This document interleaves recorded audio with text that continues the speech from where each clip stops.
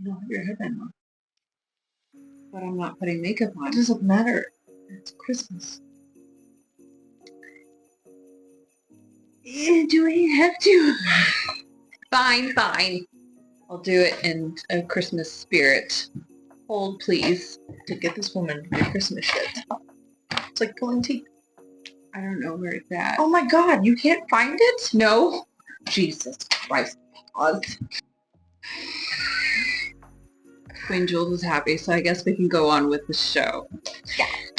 Hello, little screamers, and welcome back to Scream in Style, where we talk about horror and create a look on whatever horror we are talking about. And this one is all about Christmas.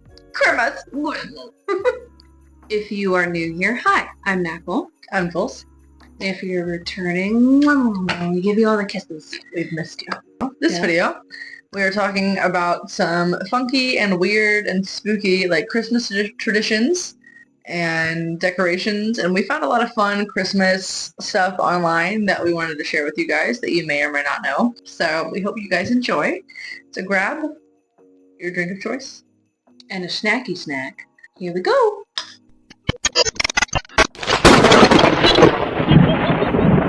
Alrighty, little screamers. Jules is super happy because this is all about Christmas, as we said. So we are going to go... Most wonderful time. Jesus Christ, we're starting already. Yes. Also, if you're not familiar with our little game, anytime I mess up on pronunciation, enunciation, anything, you take a drink. Whether if you want to be super hydrated with your water, maybe some caffeine in the coffee or your soda, or if you're feeling a little frisky, have some glass of water, though. Be responsible. All right. What did you start with? What did you find out? Traditions, superstitions. What was your? I kind of went the route of history a little bit. Okay. So our first up fun fact of Christmas, they may have not known about. So up to the 1800s, caroling was rowdy, sexual, fueled by alcohol, go figure, and potentially violent if you didn't let the carolers in for wine and food when they came to your door. Damn, people got violent. That's a little rude. I mean, you're showing up to their doorstep, and I mean, they have the right to be like, hey, how would you back up? No. That's a bit much. I'm gonna be with the families. I'd get off my lawn, if you will. Get off my lawn! If you will. You know, there was what was called wassailing. It is originating in Anglo-Saxon, which it pretty much means hail or good health, and a form of caroling that simply amounted to aggressive begging. Oh, boy. The poor would go to the rich neighborhoods. I mean, has that really changed? Because I don't think so. I'm just saying, I take my nieces and nephews up a few blocks because the houses are bigger, the money is fatter, and instead of just candy, they get like Hot Wheels. They get legitimate toys. You mean whenever you go trick-or-treating? Yes, right? I take my nieces and nephews to the Rich, which is just a few blocks up where I live. Okay. I can give you candy. I'm not giving you Hot Wheels to strangers. It's not in my budget, babe. I'm sorry. I'm not giving Hot Wheels to anybody. I'm sorry, but I can't afford that shit. Right? So I send them up the way. So they would go to the rich neighborhoods and sing. And if the rich didn't play along by giving the carolers, money or a treat, it could become violent. And the rich ended up receiving tricks of some sort. And thus, the 12 days of Christmas became a sort of like countdown to mayhem. Oh, damn. It's giving you a warning. The carolers are coming. They're horny. They're drunk. They want the good shit. So I thought this was pretty interesting on number 2 that we have. Santa Claus was created for adults, not the children to be on their best behavior. I'm intrigued. So since Christmas was outlawed for being too pagan, people still wanted to party regardless. So naturally they did. And it was as if, New Year's spring break and Black Friday came together and party till the sun came up and then some. with the blue bloods, meaning the wealthy Dutch Americans, they're appalled at this. They don't like the partying. They don't like what's happening at this party. Okay. So they're tired of all this debauchery of the working class that they just peer down in their windows. So they decided to establish the St. Nicholas Society of New York. And they're these Scrooge's domesticated Christmas. That was their goal. And so if they brought the Christmas indoors. I know I'm drinking. Jesus. They decided to domesticate Christmas, bring it indoors, and focus it on the children rather than the adults. So Santa was actually meant for adults, not for children to behave. Weird. I don't know. Yeah, just placing the shit where I think it needs to go. It's like the beginning of pop art and 60s Twiggy eyeliner going on, and I'm liking it. I like where this is going. Well, we'll see, hopefully, where it's going. Going straight to the top. The North Pole of greatness. Oh. Stop it. Get some help. On to number 3. To number 3. Santa wasn't the only one to come down chimneys. Oh. In fact, witches and goblins did as well. No way. In fact, in 19th century Pennsylvania, a creature called, let me guess, Krampus. Belsnickel. Oh.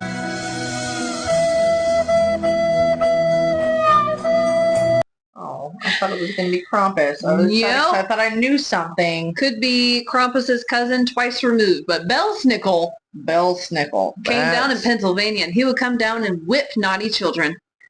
I felt that, but that was just called a paddle in school. Why are we waiting for Christmas to... What, spank around? Apparently, I don't know. On to number 4. Oh. Apparently, the gingerbread house, we all love to decorate, at least some of us. I enjoy it. Do you enjoy it? I do. What's your go-to decoration, though? Are you going for more icing, or are you going for more candy? More icing. Make it structural. Structural? Is that a word? Yeah. Uh-huh. Make it have more structure. How about that? Yeah. And put the icing so that way I can like sprinkle like glitter, and instead of just like globbing on like candy drops or, you know, just M&M's or whatever the fuck you use. So I like to make it more intricate, and yeah, the last one that I did, I almost let it melt down. It was fine. It's fine. Was it not structurally sound? It kept falling apart. The walls kept concaving, and you know, it was a mess. But it was This fine. is why icing is just as important as your candy. You know, You got to make it sticky. Yeah, well, I didn't, and it wasn't sticky enough, and apparently I just am not the best gingerbread house maker. Okay, like, That's okay. Neither am I. Mine are supported by hopes and prayers. and those little kits that they like make you, like, I'm sorry, but they don't do what they say they're gonna. Like, it's not gonna stay up. They don't stay up. They just don't. They don't do jack shit. Nope. Anyways, gingerbread houses. What about them? They come from the famous Grimm fairy tale. Can you guess which fairy tale? Siblings. I was gonna say Hansel and Gretel. Yes. That's where they come from. Yeah. Really? Supposedly. This is why we do gingerbread houses, because it's heavily inspired from Hansel and Gretel fairy tale. Really? Yes. I don't know why our gingerbread kits don't come with a witch. It seems like I'm getting gypped. Right? Or two little people. So now we go to spooky Christmas traditions around the world. We have Krampus, which, yes. as you guys know, we love Krampus. We did a movie review and a look about a few years back. If you want to go check that out. It was such a fun time. It was. We love Krampus. Probably one of our favorite videos, I would say. So those who are new and haven't seen the video, Krampus is originating from Austria, Slovenia, Croatia, and northern Italy. He's a demonic half-goat monster with horns and a long tongue. So he drags chains behind him as he walks and rattles them ominously. Take a drink ominously. You know what? He carries a birch to whip bad children, and sometimes a basket or sack so he can kidnap them. Yes, I know, and drag them to hell, right? Isn't that where he takes them? That or his personal snow globes. Snow globe. One of the two. Snow globes. On the eve of St. Nicholas, 5th of December, I'm not going to try to pronounce that. Oh, I would say Krampusnacht. Krampusnacht. You know, it's like a... So it's a Krampus night. It's what they're saying. It's like you have a hairball. Krampusnacht. So at this festival, hordes of Krampuses march through alpine towns in elaborate, sinister costumes. It's a festival that I'm going to surprise Jules with one day. Yeah. We might end up in a divorce. I don't know, but I think she'll still stick with me. I don't think so. If I show up somewhere and she's like, oh, we're going to have a good time and go out to this bar and drink and have a great time. Yeah, I want to take her to the bar first. On That's the the key. street. And then we go to the street and it's fucking... There's Stiltman, Krampus, in a fucking fur coat. Take a drink. We didn't even explain to them. Okay, so if I knock anything over, then you also take a drink because I'm clumsy as shit. I just knocked over our ring light. So, take a drink. Here, don't My God, pull yourself together. Sorry. I don't realize the connection to that. I'm sorry. Here, I was trying to grab this. No, it gets stuck in between the couch crack. Another mythical figure across the world of traditions, scary, is Frau Perchta.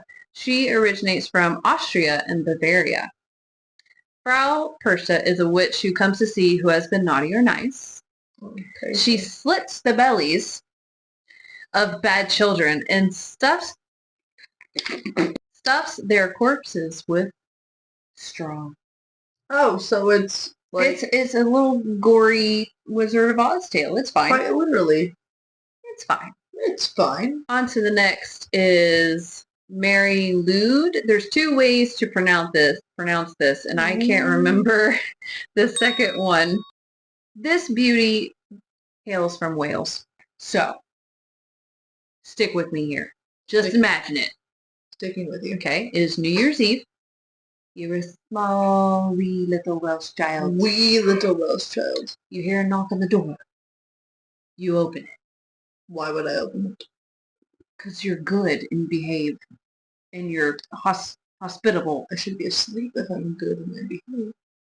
Well, you're hospitable. So, Okay. you know. All right, fine, whatever. Whatever. Go with it. Looming over you is a creature with a horse's skull, wearing a long, billowing cloak.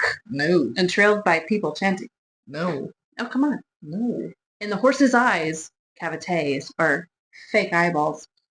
Oh. No, definitely not. Its mouth is slightly ajar. Okay. Okay, just a little, not a lot. It doesn't want to be too threatening. Well, no, of course not. Why would it, you know? But you are paralyzed in terror. Well, of course. All the while, adults around you wish each other Happy New Year. So this would be an example of Wales. I want to put an L in between the S's. It's way sealing, something like that. Sorry. As these groups would sing, but it was also a display of wits.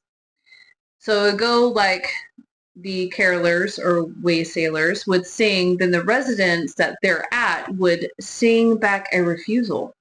Oh. If the group wins, then they would be granted entry into that person's home, and then they would dance, eat, drink, and wish each other well. Oh my God. They would just be merry. If you... Hello, Mr. Cosby, and you hear, I would like to talk to you. can outsing me, that's a little weird, honestly. That's odd, you know? I don't know, I think it's a fun time. I mean, that's cool. It but spices things up. it does, for sure. It's just a little weird. So now we move on to Gryla and the Yule Cat, who hails from Iceland. Gryla is a giant ogre who lives in a cave. That's a real quick no. So during Christmas, she emerges to hunt for children, of course, Well, of course, who wouldn't? which of course she then, kidnaps, takes to her Sure. cave, and cooks in a vat of stew. Exactly. You Yeah. said eats. Gryla has a variety of companions, including the Yule Lads, the Yule Cat. So whenever you think of a Yule Cat, they sound nice, right? Even cute, maybe. Right? That's what I would assume. Well, this kitty is actually terrifying. So it walks among its homeland like a roaring lion, seeking whom he may devour. The massive Yule Cat lopes through town in the dark, peering into the lighted windows of children's bedrooms. Oh, gross. Gross. Do you want to know how to save yourself from the Yule Cat? 1000%, please. So what you have to do is, this is the only way, by the way, from being eaten, is to show him that you got clothes for Christmas because you were good this year. What? Yeah. You would 100% clear that obstacle. Oh, 1000%. My mother, that's her. However, if you didn't get any new clothes, the second option, I did say before in the only way, so there is a secret second way. Oh. If you didn't get any new clothes, you leave out old clothes and hope to God your old clothes meet the standards of the Yule Cat. Damn. You're just praying at this point. You know, you gotta pray to John Bon Jovi.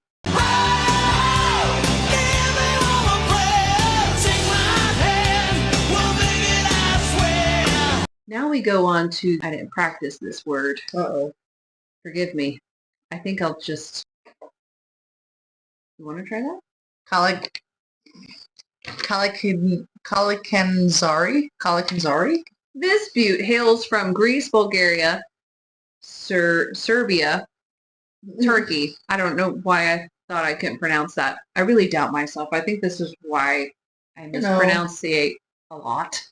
Pronunciate? Oh, no. It's not just describing one mythical figure. It is describing kind of a horde, a group of species. They are goblins who spend most of the year underground trying to be about the apocalypse, pretty much.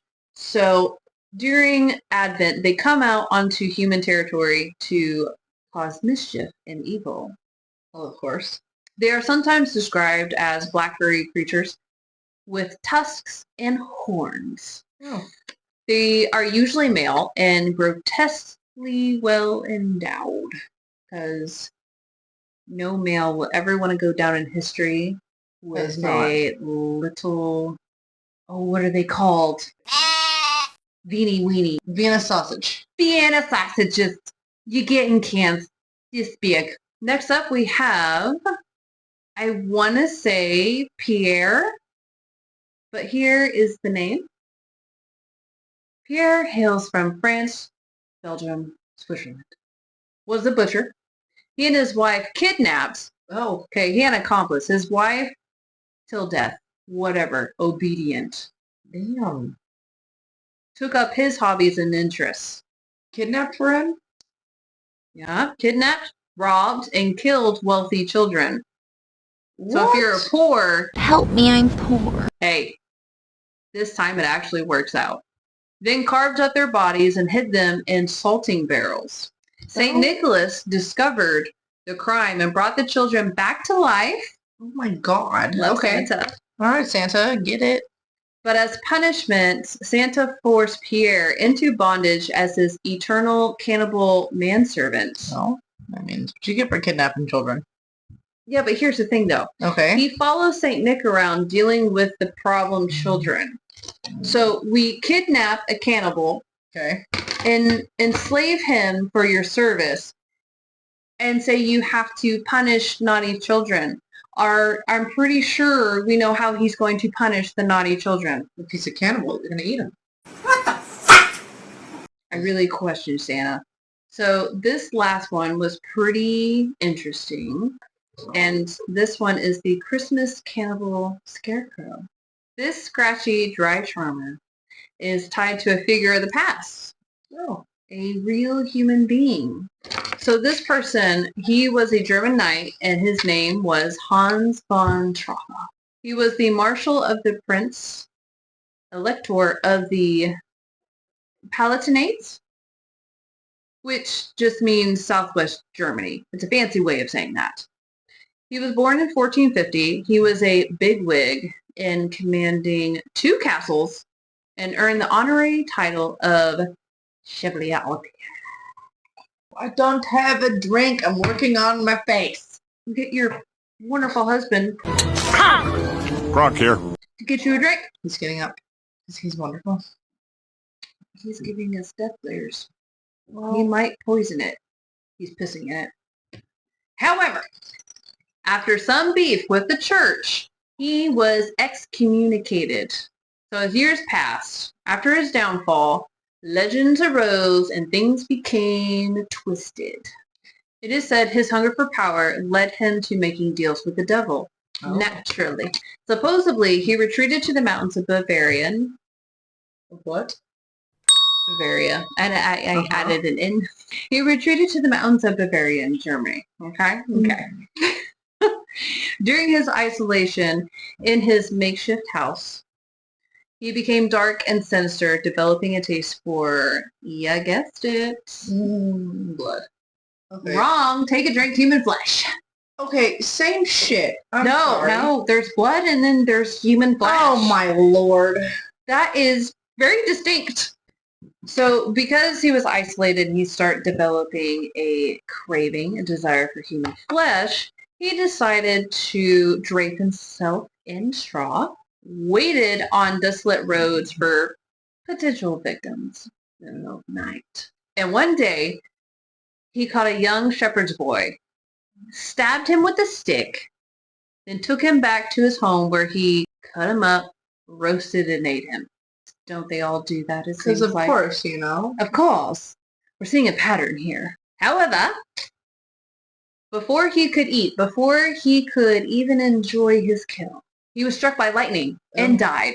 Oh, well, you know what? You see what happens? The lightning is thought to be from God for his heinous crime. Would you agree? I mean, maybe, yeah. Off to you, lovely. What did you gather for Christmas this year? Moving on to me. Okay, so I have looked up a few different Christmas-themed things, and I'm going to start with various like Christmas decorations from around the world that I found. In the United States, we've got the Christmas pickle. There's some debate as to whether this decoration comes from Germany or the U.S. It says, they say that it makes a fun game. The idea is that the adults place the pickle on the tree on Christmas morning, and the first child that finds it gets to open the first present. Okay. So that's kind of the... A little Easter egg hunt. Yeah, it's kind of like Easter egg hunt. And decoration-wise, you've got in a similar like area, many Scots place a robin, so like the bird, on their tree. Just one. It's usually hidden, like in the undergrowth and stuff of the tree. And it's the tradition is that the children should find the robin without help from the adults and then kiss it. Origins of this tradition are obscure, but likely are tied up with the Celtic superstition that robins are within another world. So saying that when a robin's near, loved ones are near. So I would compare that to like our cardinal thing, like if a cardinal's near, like loved ones. So that's kind of like they bring them comfort from a visit from a dead loved one for the holiday season. I like that. So yeah, it's a cute, like, you know, mine's not super spooky, but that one's cute. In Catalonia, they call him Mr. Cagatil. He's a magical decorated log. He visits family homes around Christmas time in Catalonia, in northeast Spain. This is a much more interactive decoration for the home. He usually arrives about 2 weeks before Christmas, where he is given pride of place, covered with a blanket and fed regularly with sweets, fruits, and nuts. When Christmas itself arrives, he is then hit with sticks whilst the children sing a song imploring him to empty his bowels, which he duly does. This is the caga part. Luckily, in this case, his leavings are presents. So we feed him, and then we beat him. Yes. To get his treasures. Yes. Pinata. So here in another part, on another website I found, it says he's a small, somewhat detailed figurine who appears to have been caught short at a critical moment. He plays a part in the traditional nativity scene, usually discreetly doing his business in the background as Jesus, Joseph, and Mary welcome the 3 wise men and shepherds. So we're moving on to Ukraine. Spiderwebs are part of the Ukraine. Oh, I do like spiderwebs. It can't be said that spiders are the first creatures to come to mind at Christmas, except maybe in Ukraine. The story is that a poor woman, she had nothing to decorate her Christmas tree with, and nature answered the call by sending spiders to make the tree beautiful for her, which turned to gold.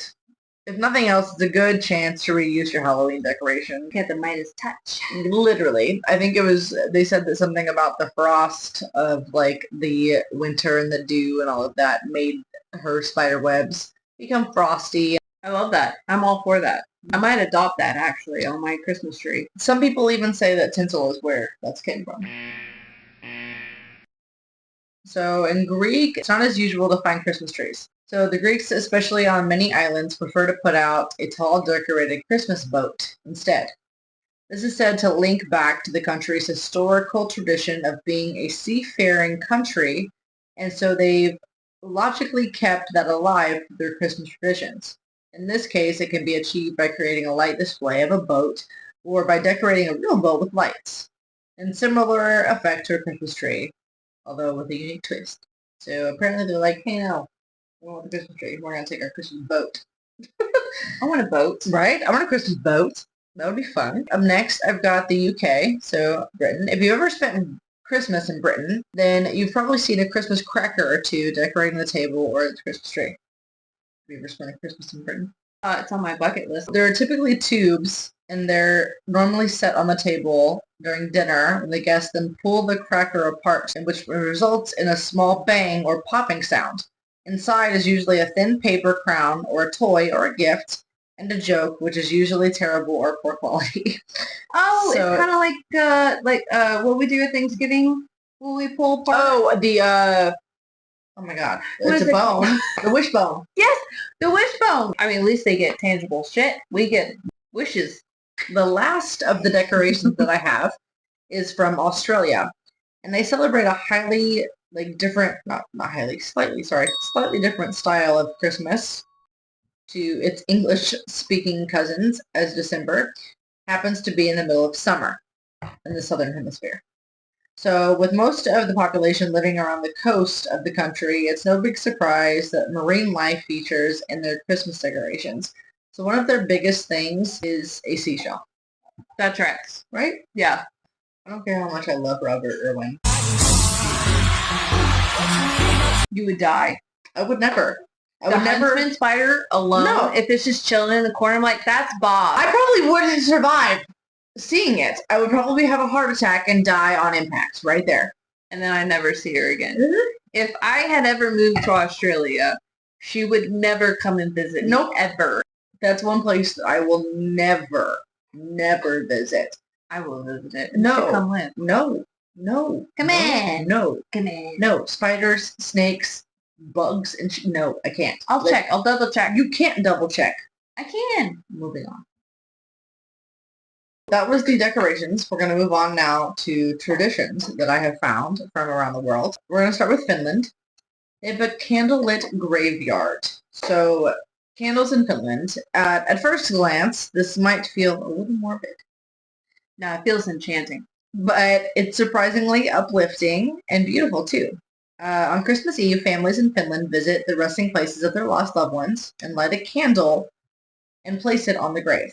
Is it not kind of then Dias Mortis or yeah. Deus Duel Miracles or something like that. Yeah. Right? Yes. Near your husband's face. Deus Duel Miracles. Well, how do you say it? Yeah. Yeah. Uh-huh. Yeah. Dia de los Muertos. Dia de los Muertos. Muertos? Mia. I'll just take a drink. Not only does this tradition help people remember those that they lost, it turns cemeteries into tranquil, glittering havens of light that some choose to walk in just to appreciate their beauty. The Finnish take this tradition seriously. As many as 75% of Finnish families take part. A common tradition you're likely to associate with a winter holiday to Finland is sauna, and with many homes having their own, families will often get together on Christmas Eve for a sauna together. That's pretty cool, huh? I like this. I would wholeheartedly attend this. Right? I would too. Okay, so we're going to move on to Latvia, giving treats to Christmas, mummers, and Latvia. Latvia, okay. Mummers roam the streets during Christmas time. They roam the streets. His room. Just one of those two ups. But what are mummers? We hear you cry. A tradition in a number of Northern Hemisphere countries, even in some parts of the UK. Mummering is when groups get together dressed in disguise, going from house to house during 12 days of Christmas. And they are rooted in tradition and known as Kekatas, Kekatas, Kekatas. And although they started to disappear in the 19th century, they've had something of a revival since the 1970s. A kind of moving social gathering, the group dressed in masks depicting animals or more like living corpses, and they are offered food and drink at the houses they visit. So they're invited inside for treats in exchange for a dance or performance. If, however, the individual is recognized underneath the costume, they then have to remove the outfit. Tradition says that when you treat the mummers well, they bring blessings to the house and encourage fertility whilst scaring away bad spirits. Another Christmas-related fact you may not know is that the Latvia, Jesus Christ, is thought to be the home of the very first Christmas tree. Okay, so we're talking about Greenland now. I like Greenland. Moving to Greenland. Matak and Kviak.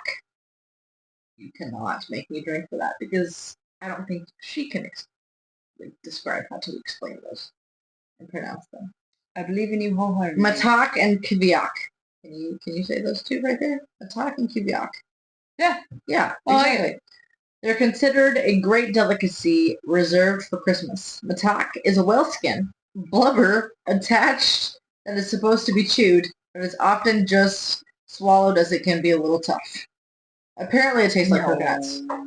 Kviak is made from the raw flesh of ox, a small Arctic bird. The ox are buried in the seal skin a long time before Christmas and then dug up to eat when they have reached an advanced stage of decomposition. Okay, so they kill a seal. Then they stuff that seal With a bird! bird. With a bird! You don't fancy it? Not to worry. There is usually barbecued caribou on the menu, too. I will take that. Thank you. Or you could always join in with the Christmas Eve tradition of wearing national clothing to a church service. For men, that's a white anorak. Okay, you're drinking for that. I don't know what. Anorak. Just stop. I put it on the board. A color chosen because for hunters it would mean they could blend into the snowy landscape. Other ways to get into the holiday spirit at the start of December, the terrifying tradition of the entire family telling ghost stories on Christmas Eve. So we're going to move on now to Romania, and men dress as goats. Yes! The traditional Romanian Christmas goat. Love goats. So if you happen to be there on Christmas Eve, when you might catch the sight of men dressed as goats, called capra, walking through the streets accompanied by singers. The traditional garments worn by the capra are brightly colored with a wooden goat mask and a sheepskin on the back. Okay. In some areas, this lively tradition is undertaken on New Year's Eve, but whenever you get to watch it, it certainly makes for an authentic experience. I would like to experience that authenticity. Mason, we're going to go dress as goats. Speaking of goats, we're talking about Sweden now. Oh. Moving to the enormous Christmas goats. A strange traditions fair, a gigantic straw goat statue has to be up there. Dating back to pagan times, the story of the Yule goat has morphed over the centuries, from a sacrifice to the god of harvest to St. Nicholas, symbol of control over evil in the 11th century. Later, it was seen as the giver of gifts, and today it's a traditional ornament in Scandinavian countries, where a straw goat is wrapped in red ribbon and used as a decoration, one you're certain to pick up from a Christmas market in Gothenburg. However, this long Yuletide history has now made way for a very special annual Christmas tradition. The Swedish town of, I'm not going to try to pronounce this, Gavel's giant goat. Every year, an enormous goat is constructed in Slottstorget. That's what it says. Some city in Sweden. Jesus. Some city in Sweden. They have they've done a version of the traditional square. No. They have, Rewind it back. back it up, Take two.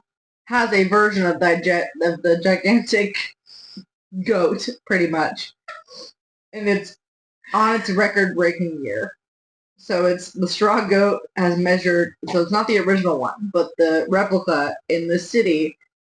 Are they trying to do bigger and better every year? I think so. It Okay. doesn't say. It's just saying that Sounds like this year it's measured at a whopping 49 feet. That's a big goat. Sadly, most years vandals get to they call it the Gaval goat, and they burn it down. Although it's illegal, it has become a Christmas tradition and a mark of pride if the goat is able to be destroyed. Oh my god. What? So that's so sad though. Like somebody's gonna take the time and the effort to like make this straw goat that's fucking huge. Yeah. 40 feet. 50 Probably, feet. like, how many people in this town have contributed to making this goat bigger and better every year? And then you have the other side of the town. It's like, I'm gonna burn it down. I might be a part of that. Which part? The burning it down part. I knew it. 100%. You know why? Why? My mind tell me no. My body tell me yes. We just broke a laptop. We didn't. Okay, we didn't do it. Moving on to Norway. There is somewhat a terrifying tradition of hiding all of the broomsticks in the home on Christmas Eve to prevent witches and evil spirits from stealing them. Unfortunately, we've never had this holiday tradition actually verified by a Norwegian person. So this is kind of all he said, she said. Oh, I'm the finding- rumor mill. Yeah, I'm finding things, they might not be accurate. Our last tradition. In Japan, they say forget carving the Christmas turkey. The holiday tradition there is to tuck into some finger-licking good fried chicken from KFC. Hell yeah. So back in December of 1974, American-born fast food chain KFC began to promote itself as the place to eat and the ideal Christmas meal. This clever marketing idea sparked a trend, and since then a Christmas trip to KFC has become part and parcel of the celebrations of many families. In fact, an estimated 3.6 million families gathered together to share a KFC bucket every year. Jesus. Throughout December, with pre-orders made in weeks advance. Served in festive packaging, dining on Kentucky for Christmas from Santa doppelganger Colonel Sanders is now a somewhat unusual Christmas tradition that Japanese families use to mark the festive season. I don't get it. Do they get biscuits with it? Mashed potatoes, mac and cheese. I think they get the whole deal. I'm just saying, if they don't have the biscuits with the honey, they're missing out. Or Like, the mac if and they cheese. think they're- Or the mac and cheese. Come on. If you're going to do KFC, you got to do it right. Well, I mean, if you're just gasming on just the chicken alone, and then you get some sweet honey with that nice bread, oof, you're gone. Yep. The Colonel is no longer Santa, it's Jesus. You know what I mean? Finger licking Jesus. Jesus Christ. We got some creepy Christmas superstitions from around the world. Polish superstition warns that any child born during the 12 days of Christmas could be a werewolf or other half-human demon hybrid. Should this happen, the only possible cure is to draw blood from the infant's brow. It says the superstition isn't completely unique to Poland, although a number of European countries also believe that babies born at Christmas will turn into werewolves, too. One has to wonder what happened on continental Europe for this superstition to take such a hold. Yeah.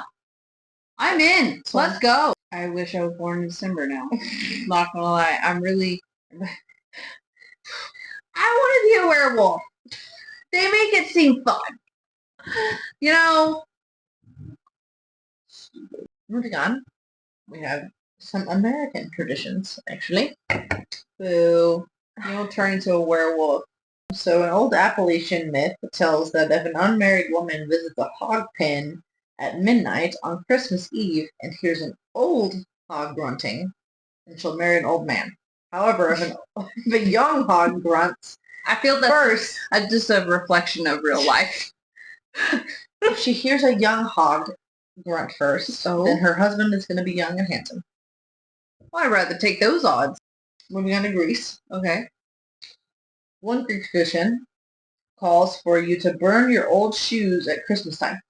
It's to be believed that the foul smell, your sins, will drive away and I cannot say this word, we're going to put it up here, the Kalikanzarol Christmas goblins, and it'll keep them from your home.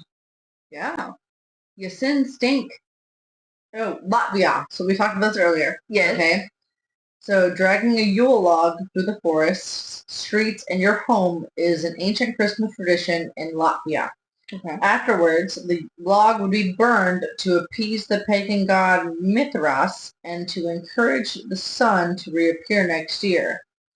So we're going to go to the Czech Republic now. Many parts of Eastern Europe enjoy carp as their traditional Christmas dinner. Never had a carp. Placing one of the fish scales beneath your guest's dinner plate is believed to bring them prosperity and embody the spirit of the season. Ooh. Right? Okay. It's nice. I do like that. It reminds me of the book we used to read when we were younger. Remember that movie? I said about movie. It's not a movie. It's a book. The big fish with the colorful scales. Oh, rainbow fish. Rainbow fish. It reminds me of rainbow fish. Yes. I love rainbow fish. Moving on to Serbia. So, Serbia says, take care not to For stray. 100, Serbia says. They say, do not stray outdoors after sundown during the 12 days of Christmas. It's said that a demon may jump on your back and demand to be carried wherever it wishes. It will That's just annoying. It will only release you when the cockerel crows at dawn. So I'm assuming it's some kind of Oh, bird. so you have to live a day as a horse. Not even a day. The 12 days of Christmas. What if it's the first day? The cock crow at like the end of the 12 days. I would assume. I don't know. It doesn't say. We need details. On England. Love England. Moving to England. On the last Sunday before Advent families gather to prepare for the Christmas pudding, the mixture is stirred from east to west to represent the wise men traveling to see Jesus. Each stirrer will be gifted with good luck and a wish for the new year. I mean, I can stir. Right? Not a bad stir. Just stir from east to west, I will say. Yeah, someone's going to tell me what the east and west is. Right. Because I'm going to stir that shit wrong. Yeah, me too. I'll have all the bad luck in the year. Moving on to Portugal. Where'd you go? During a Portuguese Christmas feast, it is tradition to set extra places at the dining table for deceased relatives. As well as remembering absent family members, this is thought to bring good luck and prosperity to the household. Well, it's like a dummy dinner. We do that in America too. I forget exactly where it comes from, but on Samhain, Halloween, you can put out kind of like it's called like a dummy dinner. So whatever your relative's favorite food, drink, whatever. Like I would set out Dr. Pepper for my grandma, Yeah. Oh, that's a beer sweet. for my grandpa, and so on and so forth. Okay. Yeah. That's sweet. I like that. So moving on to Ukraine, we've got a couple more. Ukraine, this is where we talk about the spider webs. A spider web found on Christmas morning is to be believed to bring good luck. So Ukrainians create small Christmas tree ornaments in the shape of a spider and hang webs about their tree. It's believed that if a spider's web is found in the tree on Christmas morning, it will bring good luck to the house and that those who live in it. Over time, Ukrainians have taken to hanging small tree ornaments in the shape of spiders along with their webs to encourage good luck. On December 7th, Guatemala Guatemalans go on a cleaning frenzy, sweeping their homes, collecting rubbish, and piling everything in a huge heap outside their homes. Finally, an effigy of the devil is placed on the top and set on fire to burn all the bad from the previous year. All right. They just pile everything. Okay. They're like, It's this is the like devil. We burn all of it. spring cleaning, but Literally. Burning all the bad away from the previous year and leaving a clean space for a new year to rise from the ashes. So funny. I really like this. I like it a lot. Okay, last one. Spain. Gift giving at Christmas requires a little more caution in Spain than in the other countries. For example, you're never to buy the family or friends knives or scissors as a gift, as superstition says that your relationship will be cut as a result. Oh. Well, might buy it on purpose, maybe. Right? I want no more. Listen. And you'll definitely don't want to wrap up their gifts in the color yellow either. You'll be granting them a life of bad luck if you do. No comment. Maybe some things will be wrapped in yellow and cut them with scissors. Damn, that's cold. Well, I love that we ended it on that note. Yeah. All right, little screamers. We have dug up some fun facts for you. Even more fun facts than previous years, I think. Right? There's a lot of fun facts in this one. We had traditions. We had superstitions. We had decorations. Thank you so much for tuning in. We can't wait to see you in the next one. Bye-bye.